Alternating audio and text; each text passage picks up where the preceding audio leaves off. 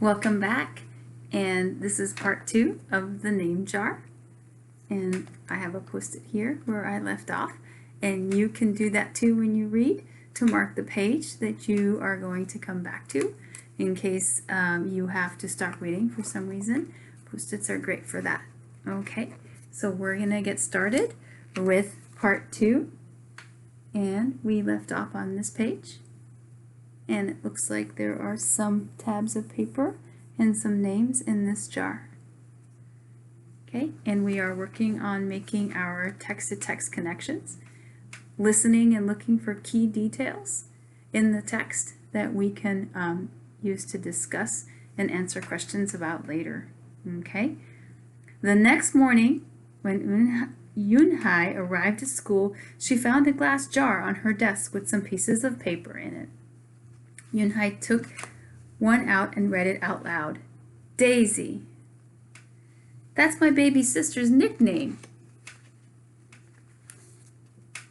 But she said you can use it if you want, said a girl named Cindy, who sat next to her. Yunhai took out the rest of the paper. Tamala, she read. I got it from a storybook, said Nate. She was smart and brave. Yunhai nodded and unfolded another piece of paper. Wednesday. Yeah, you came here on Wednesday, said Ralph. Thank you for your help. A smile spread over Yunhai's face. So what is the class doing? What is the class doing? Are they helping her?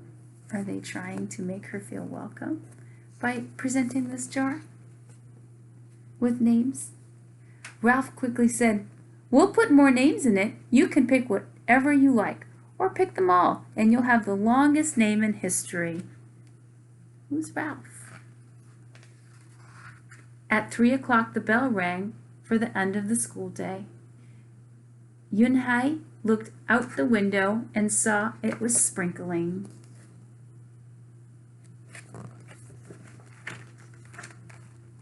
It's the same rain, she thought, but in a different place. She watched the other kids leaving in groups. Hey, a familiar voice called out to her. Yunhai turned around to see the curly-haired boy again. I'm Joey, he said, and you? Don't you have any name? Yunhai thought for a moment. Well, I can show you, she said, and took out the small red pouch. She pressed the wooden block on the ink pad and then stamped it on a piece of paper. This is my name. This is my name stamp, she said. My grandma gave it to me. In Korea, I can use it as a signature when I open a bank account or write a letter. And whenever I miss my grandma, I use it to fill a piece of paper. Want to try it? She offered the stamp to Joey, and he carefully inked the stamp and pressed it hard on the paper. The red characters gleamed against the whiteness. Wow, that's beautiful, Joey said. Can I keep the paper? Sure, Yunhai said. And then the two of them shared her umbrella as they walked to the school bus. Here's the next picture. Every day the jar got fuller with more names, and Yunhai read them all. She found a few names she liked. Miranda, Stella, Avery. They sounded interesting. I hope you choose the name I put in, Marco told her at snack time. I've put in 3 more, said Ralph. Madison, Park, and Lex. They're my favorite street names. Maybe you should close your eyes and draw a name, Rosie suggested. Ralph frowned. That's silly. What if she doesn't like the name she draws? Well, we didn't get to choose our names when we were born, did we? Rosie argued. Everyone thought about this.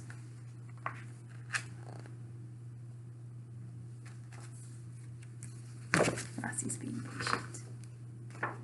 When Yunhai got home from school that day, her little brother ran to give her a letter. It was from her grandma. She opened it right away. To my Yunhai, I hope you are enjoying your new school and new friends. Be sure to help your mother and little brother. Here the moon is up, but there the sun is up. No matter how far apart we are, and no matter how different America is from Korea, you'll always be my Yunhai. Your grandma forever. Yunhai took out her wooden stamp and filled the paper with it. Remember, she said whenever she misses her grandma, she uses the stamp to fill a piece of paper. She thought for a long time in front of the bathroom mirror. On Saturday, Yunhai walked to Mr. Kim's store. Mr. Kim was helping a customer, but he looked up and greeted her. Hi, Yunhai. Who's in the store? Hello, Mr. Kim, Yunhai replied. She felt as if she was back in her old neighborhood in Korea. Hey, said the customer, turning around. It was Joey. Your name is Un-hee? He asked her with his eyes open wide. Uh-oh. Yunhai looked quickly at Mr. Kim, then turned to Joey. She nodded slowly. Yes, it's pronounced Yunhai, and it means grace, Mr. Kim added. Yunhai? Joey said slowly, and this time perfectly. It made Yunhai smile. I'll have it ready for you tomorrow, said Mr. Kim to Joey. Thank you, Mr. Kim. See you Monday, Yunhai, Joey said to her. He left before she could ask him what he was doing at the store. What was he doing at the store? I'm curious. On Monday, Yunhai came to the class early to look at the names one last time, but the jar wasn't on her desk. Instead, there was just a single piece of paper with a name on it. Yunhai slipped it in her pocket. Where's your name jar? Ralph asked as soon as he saw it was gone.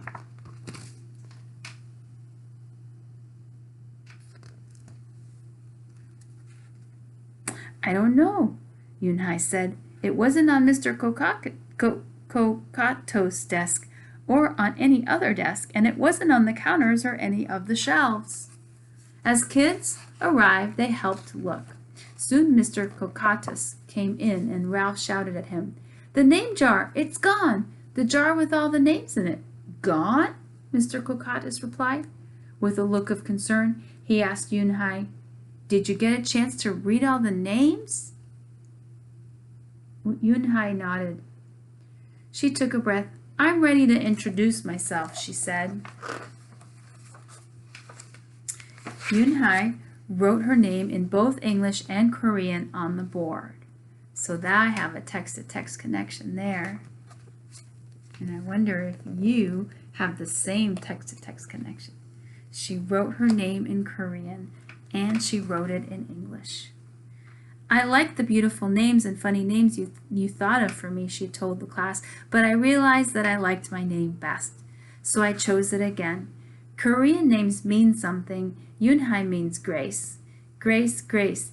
Yunhai, shouted Ralph. Everyone tried to say it. Yunhai, Yun-yi. Yunhai said her name again slowly and clearly. Soon the kids began to say it better. Even Mr. Kokatos, who they applauded Yunhai's choice. It was named after a flower, Rosie whispered to I was named after a flower, Rosie whispered to Yunhai. Lots of American names have meanings too, Mr. Kokatos reminded everybody. When the class was dismissed, Yunhai heard her new friend say, Goodbye. Bye, Yunhai said. See you tomorrow. Goodbye, Yunhai.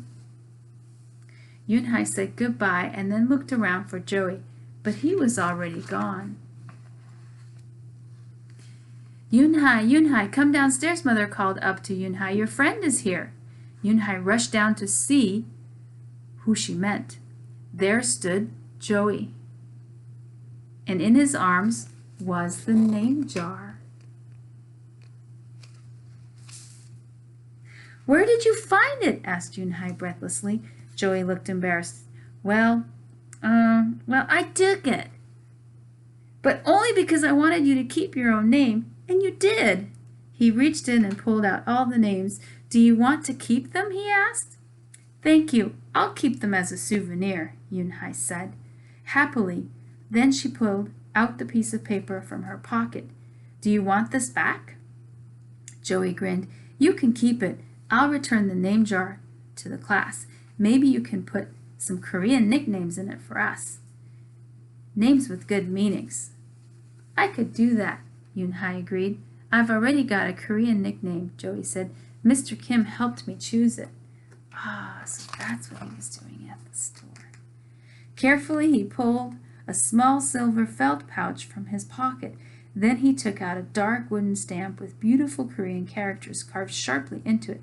He pressed it into the ink pad and then on the piece of paper next to her name. Chinku, read Yunhai. That means friend.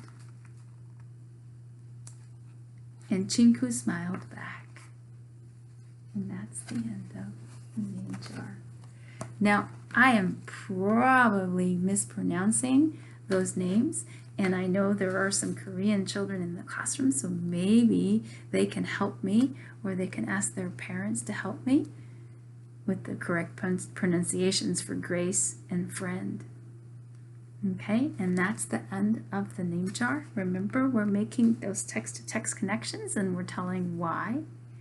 And we're also listening to a story so we can answer questions about key details. All right.